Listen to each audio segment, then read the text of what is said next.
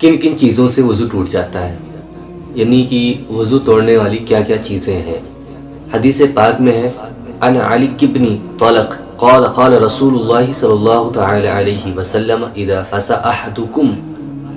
فلیتوضا۔ یہ ترمذی شریف کی حدیث ہے، ابو داؤد شریف کی حدیث ہے، مشکاہ شریف میں بھی ہے کہ حضرت علی بن طلق رضی اللہ تعالی عنہ نے کہا،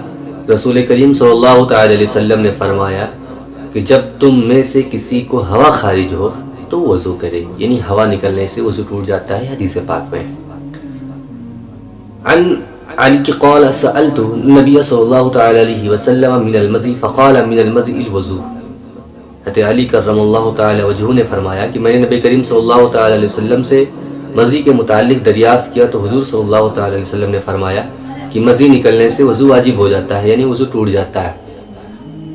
اور ایک حدیث میں ہے عن ابن عباس قال قال رسول اللہ صلی اللہ تعالی علیہ وسلم ان الوضوء على من نام مزتجعا فانه اذا اجتجع استرخت مفاصله۔ حضرت ابن عباس رضی اللہ تعالی عنہما نے کہا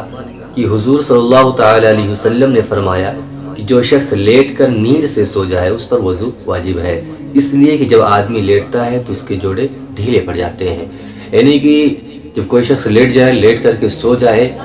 تو اس کے وضو ٹوٹ جاتے ہیں۔ انبیاء کرام علیہ الصلوۃ والتسلیم کا سونا ناقص وضو نہیں ہے، یعنی جو نبی ہوتے ہیں وہ اگر سوتے ہیں تو ان کے سونے کی وجہ سے وضو نہیں ٹوٹتے ہیں، لیکن امتی کے ٹوٹ جاتے ہیں، اس لیے کہ ان کی آنکھیں سوتی ہیں اور دل بیدار رہتا ہے۔ بہار شریعت حصہ 2 صفحہ نمبر 7 پر ہے، در مختار نظرۃ المختار جلد اول صفحہ نمبر 1 اور بحر الرائق وغیرہ میں بھی ہے کہ انبیاء کرام علیہ الصلوۃ والتسلیم جتنے بھی ہیں ان کی آنکھیں سوتی ہیں، دل نہیں سوتا ہے، اور جو عام انسان ہیں جو امتی ہیں وہ سب کے سب سوتے ہیں تو ان کے جسم کے اعضاء جو ہے ڈھیلے پڑ جاتے ہیں، جس کی وجہ سے وضو ٹوٹ جاتے ہیں۔ یعنی انبیاء کرام علیہ السلام کی آنکھیں سوتی ہیں، ان کے قلوب بیدار رہتے ہیں۔ عوام میں جو مشہور ہے کہ گھٹنا یا سطر کھلنے یا اپنا یا پرایا سطر دیکھنے سے وضو ٹوٹ جاتا ہے، تو یہ صحیح نہیں ہے۔ بہار شریعت میں نہیں، بہت سارے لوگ کہتے ہیں کہ اگر گھٹنا کھل گیا یا کسی کو ننگا دیکھ لیا یا خود بغیر کپڑے کے ہو گئے تو وضو ٹوٹ جاتا ہے، ایسا نہیں ہے، یہ صرف ہوائیں ہیں۔ کن کن چیزوں سے وضو ٹوٹتا ہے مختصر میں سماعت فرما لیں، جیسے پاخانہ کرنا، پیشاب، ودی کا نکلنا، مزی کا نکلنا، منی کا نکلنا، یا کیڑا پتھری، مرد یا عورت کے آگے پیچھے سے نکلنا، مرد یا عورت کے پیچھے سے ہوا کا خارج ہونا، خون یا پیپ یا زرد پانی کا کہیں سے نکل کر ایسی جگہ بہنا جس کا وضو یا غسل میں دھونا فرض ہے، یعنی کہ خون یا پیپ وغیرہ نکلا، پیپ یعنی مواد نکل کر کے ایسی جگہ بہنا سیلان ضروری ہے، بہا اور ایسی جگہ سے بہا جہاں پر وضو میں دھونا فرض ہے، جیسے ہاتھ کا دھونا فرض ہے، چہرے کا دھلنا فرض ہے، سر میں مسح کرنا فرض ہے، پیر کا دھلنا فرض ہے، تو ان جگہوں میں اگر وہ بہہ جاتا ہے تو وضو ٹوٹ جائے گا۔ کھانا یا پانی یا سفرہ کے منہ بھر قیانا، یعنی کہ اسے الٹی بولتے ہیں، کھانے کا یا پانی کا یا کسی اور چیز کا منہ سے اگر منہ بھر کے اگر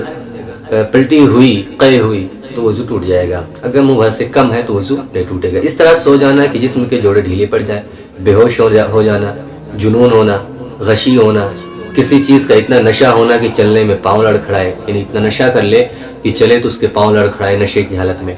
بالغ آدمی کا رکوع سجود والی نماز میں اتنی زور سے ہنسنا کہ آس پاس والے سنیں، یعنی کہ جو بالغ آدمی ہے اگر نماز کی حالت میں نیت باندھنے کے بعد اگر ہنستے ہیں زور سے تو وضو ٹوٹ جائے گا، ایسے ہنسیں گے تو وضو نہیں ٹوٹے گا۔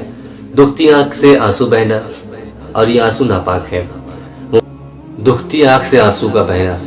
یعنی کہ آنکھ اگر جسے دکھی ہوئی ہے وہ اس میں بیماری ہے اور اگر آنسو بہنے تو ناپاک آنسو ہے، اگر وہ بہیں گے تو وضو ٹوٹ جائے گا۔ تو ان تمام چیزوں سے وضو ٹوٹ جاتے ہیں، اگر یہ تمام چیزیں واقع ہو جاتی ہیں تو وضو ٹوٹ جاتے ہیں۔